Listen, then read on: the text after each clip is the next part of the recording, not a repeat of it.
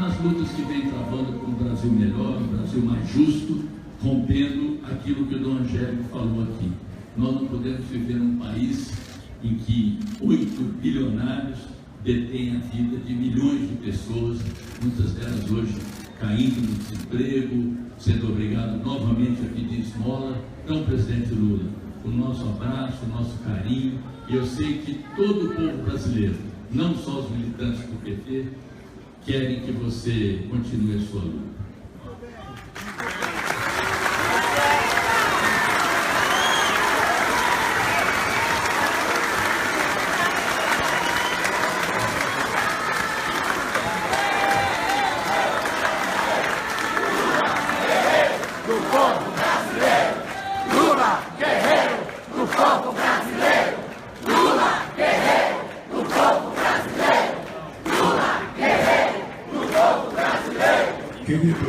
Queridos companheiras e queridos companheiros,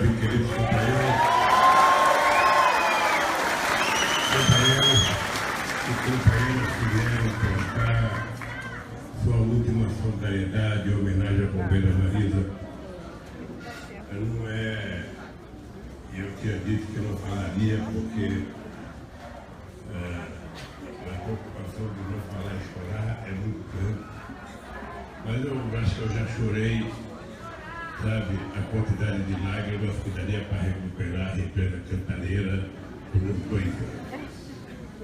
Eu queria uma palavra de agradecimento a cada mulher, a cada homem, a cada companheira, a cada parente da Marisa, a cada parente meu, e dizer ao companheiro Rafael, presidente desse sindicato, que possivelmente a minha vida não seria 1/10 do que é se não fosse esse sindicato, se não fosse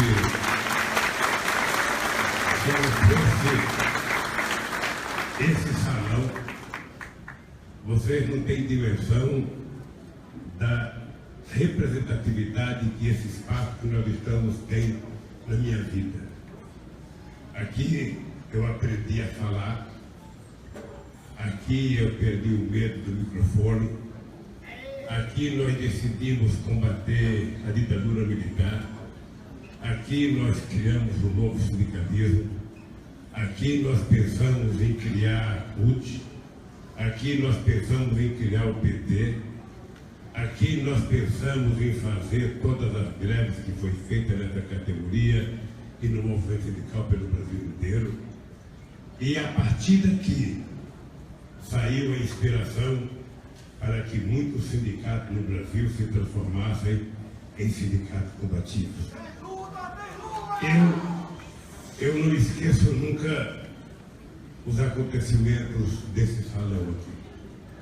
Aqui eu conheci a Marisa, aqui eu casei com a Marisa. Na minha posse, em 24 de abril de 1969, a Marisa, que tinha casado comigo, sabe? Nós que casamos em 1975, conheci a Marisa em 73, fui sindicalista em 69. Em 1975, quando nós fomos à posse, a Marisa já tinha o Fábio, com meia dúzia de meses no colo, e o Marco já tinha nascido. Aqui nós temos os nossos filhos. Aqui a Marisa sustentou a barra para que eu me transformasse no que eu me transformei.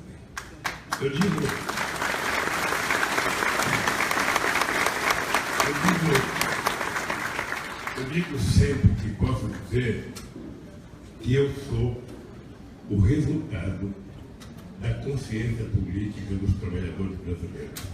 Na hora que ele evolui, eu evoluo. Na hora que eu evoluo, eu evoluo. Eu sou o resultado das greves, mas também sou resultado de uma menina que parecia frágil e que me deu a garantia de que eu poderia viajar para ajudar candidaturas, para ajudar a criar tudo, para ajudar a criar o sindicalismo combativo, para ajudar a criar o PT para poder ser candidato, que ela segurava a barra dos cintos. E nunca reclamou, Evangelho. O meu primeiro filho, que é o Fábio, do meu casamento com ela, porque quando eu casei ela já tinha o Marcos, que já tinha 2 anos e pouco quando eu casei. Porque não sei se vocês sabem, a Marisa casou e ficou viúva muito novinha porque assassinaram o marido dela, que estava no táxi, dirigindo um táxi. E logo veio o Fábio, depois veio o Sandro, depois veio o Luiz Cláudio. E eu nunca tive presente, por causa do PT, por causa da CUT, por causa das greves. Eu lembro que quando o Fábio nasceu, a gente estava pescando aqui na represa Phoenix, lá no Montanhão. Aqui estava a Maria, aqui estava a Antônia, aqui estava a Inês. E era mais ou menos 6 horas da tarde, ela estava com água no pé do umbigo, tentando pegar uma terapia de uns 10 centímetros para a gente comer. Ou seja, a gente passava e comia na beira da represa. Era um domingo e nós fomos embora para casa, fomos tomar banho.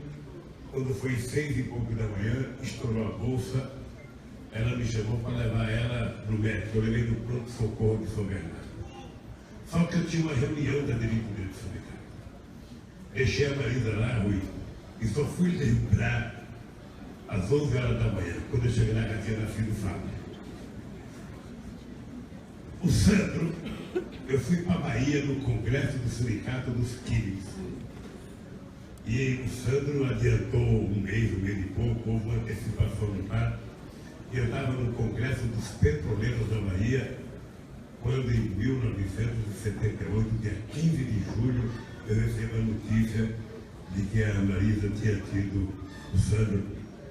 Ele foi antecipado alguns dias e eu não tinha como comemorar, era 9 horas da manhã. Eu fui no bar, no hotel da Bahia, tomei um conhaque 10 sozinho e comemorei o nascimento do Sandro. Aí nós combinamos que no próximo filho eu ia cuidar de ver o parto. Eu estava com ela em Cuba, o Sandro era pequeno, e a gente foi visitar um show em Cuba, no Tropicana, e não podemos entrar por causa do Sandro. E aí nós voltamos, e por obra de Deus, nós fizemos o companheiro Luiz Cláudio, que está aqui. Aí foi muito engraçado, porque lá em Cuba também eu descobri que o Sandro tinha um problema no coração. E por conta dessa descoberta, nós vemos aqui em São Paulo que o doutor Jatene operou a horta dele. Sabe? Ele tem até hoje um cano, sabe, que está funcionando bem.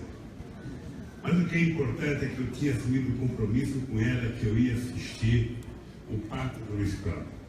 Apareceu uma companheira que eu nem sei se está aqui no meio, uma companheira ex-militante do Partidão, Albertina de Souza, uma médica excepcional, muito amiga do Freixo, que falou para a Marisa: eu quero fazer o seu parto gratuitamente. É um presente meu para você e para o outro. Aí eu fui na Clínica São Luís, era mais ou menos 5h30 da tarde, quando eu estou na Clínica São Luís, eu recebo um telefonema do Djalma Ponca, eu não sei se está aqui também, era presidente do PT estadual, e falou: ô Lula, o MDB quer uma reunião urgente, porque quer discutir aliança conosco aqui em São Paulo. Eu outra vez pedi desculpa a Marisa, falei: meu amor, ainda não é dessa vez. E fui fazer a reunião. Quando eu cheguei à meia-noite no hospital, já tinha nascido um companheiro, Luiz Cláudio. Então, depois disso, Rogério, eu às vezes tenho culpa, às vezes eu acho que é assim mesmo. Ou seja, ela praticamente criou os filhos sozinha. Porque é ela que é da escola.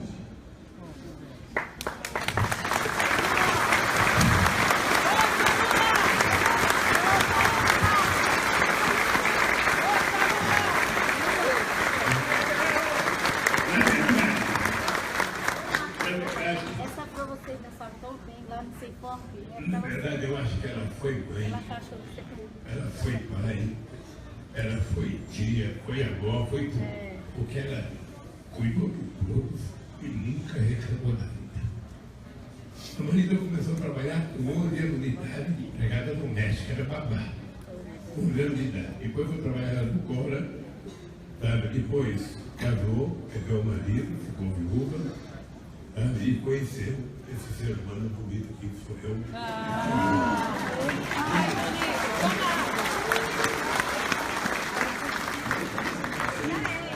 brinco com a Marisa, faz 43 anos que eu brinco com ela todo ano, que ela acaba de ser eleita todo ano a mulher mais bem casada do mundo.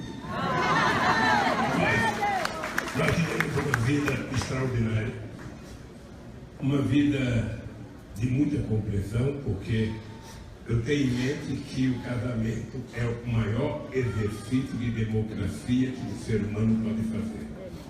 É no casamento que você aprende a ceder, e tem que ceder todo dia, e tem que brigar todo dia para conquistar alguma coisa.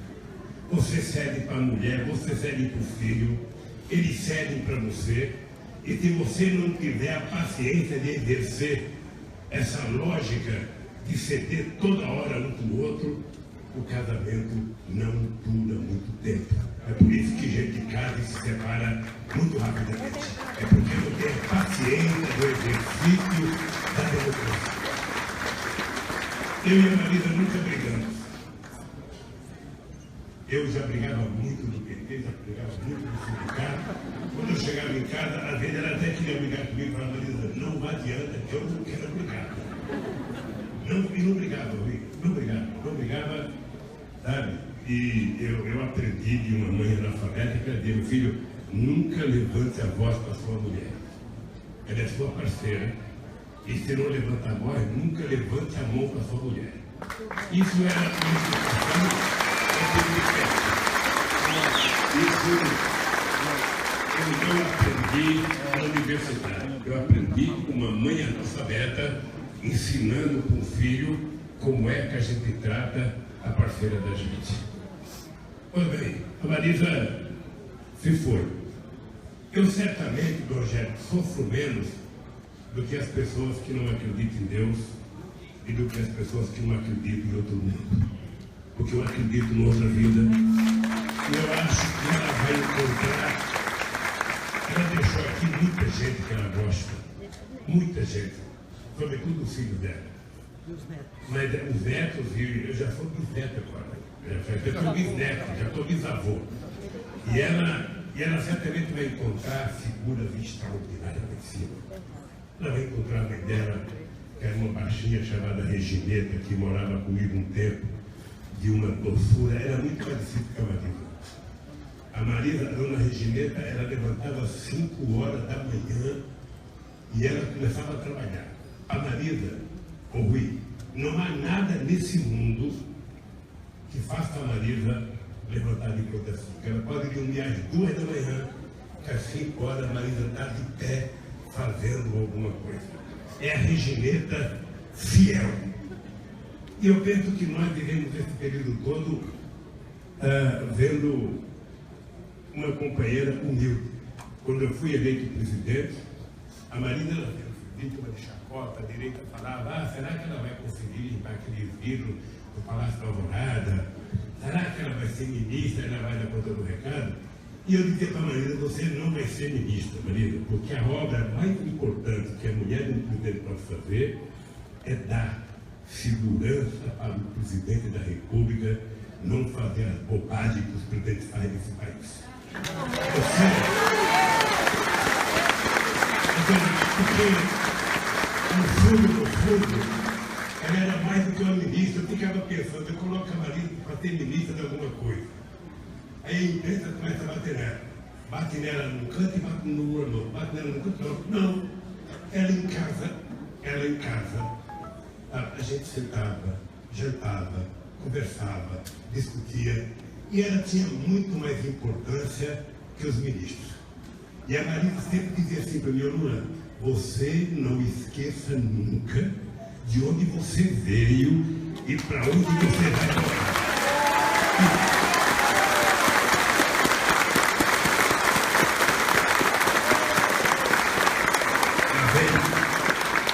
E eu vou contar isso para terminar. E uma vez a gente estava jantando no Palácio da Alvorada E de repente a Marisa começou a rir, e eu não sabia por que a Marisa estava rindo. Mas sabe quando uma pessoa ri que parece que vai morrer de rir? E ela falou, sabe por que eu estou rindo, Lula?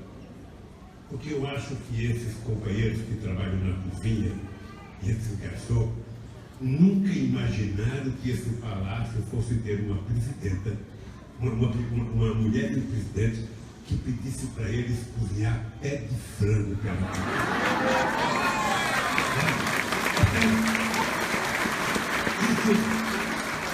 Isso mostrava a diferença de quem estava dentro do Palácio do Governo. E ela dizia para mim, Lula, a gente não pode fazer nada mais importante do que a gente fez quando a gente não era presidente. Porque a gente não pode, por ser presidente, tentar utilizar qualquer pretexto para ter um padrão de vida superior àquele que a gente tinha quando você era simplesmente presidente do Sindicato dos Trabalhadores do Campo. Eu tenho orgulho, porque a Marisa viajou comigo esse mundo inteiro. Acho que nunca uma primeira-dama viajou 10% do que a Marisa viajou. E a Marisa nunca me pediu $10 para comprar nada lá fora. Nada. A Marisa, desde 1975, a minha conta bancária é no nome da Marisa. Porque eu nunca aceitei que a mulher ficasse mendigando R$10 para o marido para ir para a feira. Ela ia e gastava.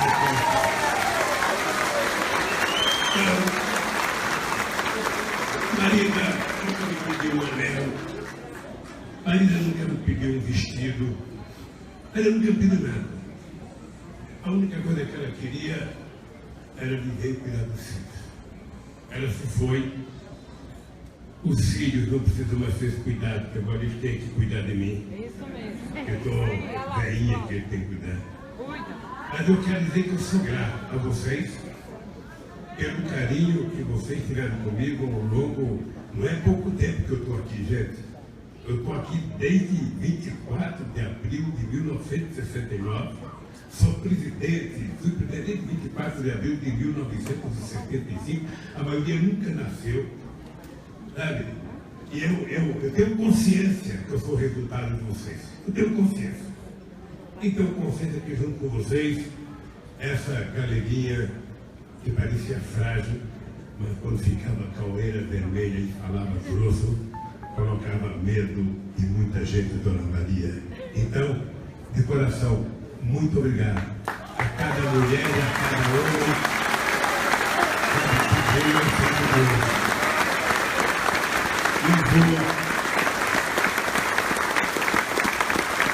eu vou continuar agradecendo a Maria até o dia que eu não puder mais agradecer, o dia que eu morrer. E espero me encontrar com ela com esse mesmo vestido que eu escolhi para colocar ela, vermelho, para mostrar que a gente não tinha medo de vermelho quando era vivo, não tinha medo de vermelho quando morre.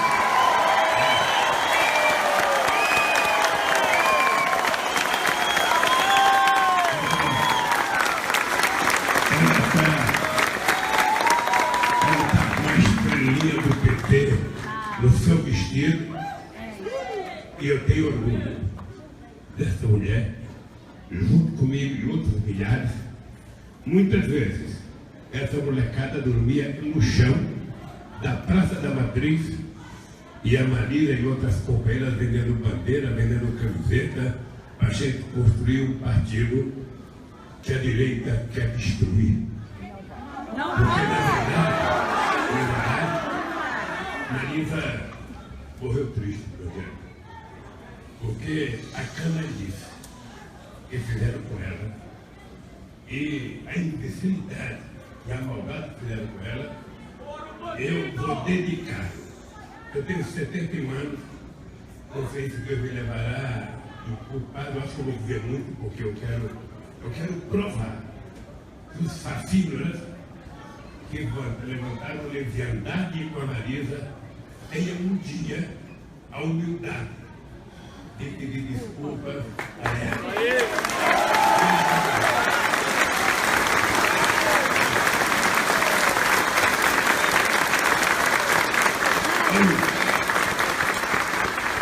Eu digo todo dia, se alguém tem medo nesse país, se alguém praticou corrupção nesse país, se alguém tem medo de ser preso, eu quero dizer o seguinte, esse que está enterrando a sua mulher hoje, não tem. Eu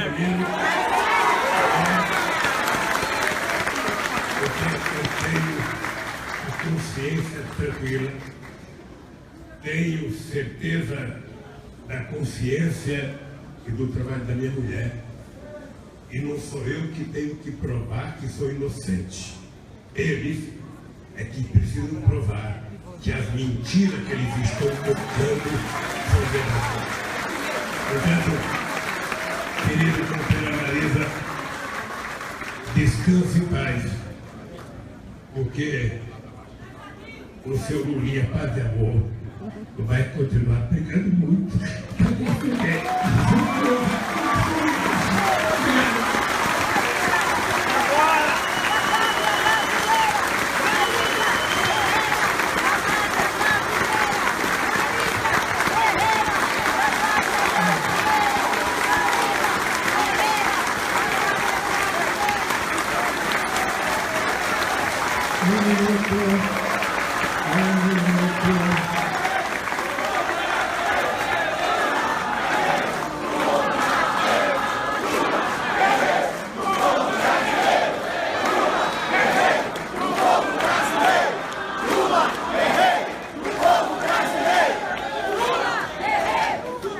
Então, agora, meu irmão, meu querido amigo e irmão Lula, esse bispo velhinho aqui, eu sim sou vereador.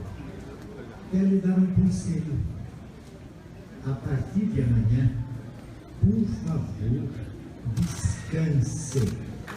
Porque o Brasil precisa muito de você.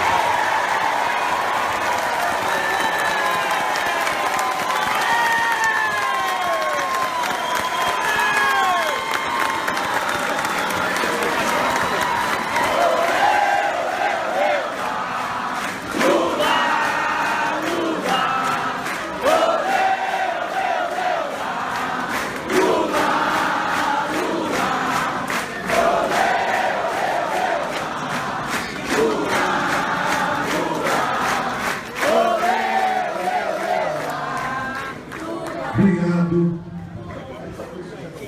a todos e a todas. Nós vamos pedindo agora para que deixe o ambiente reservado só para a família. Nós temos escadas do lado direito, do lado esquerdo, no fundo do salão. Então a gente pede, agradece a presença de cada um de vocês e com uma salva de palmas, saudar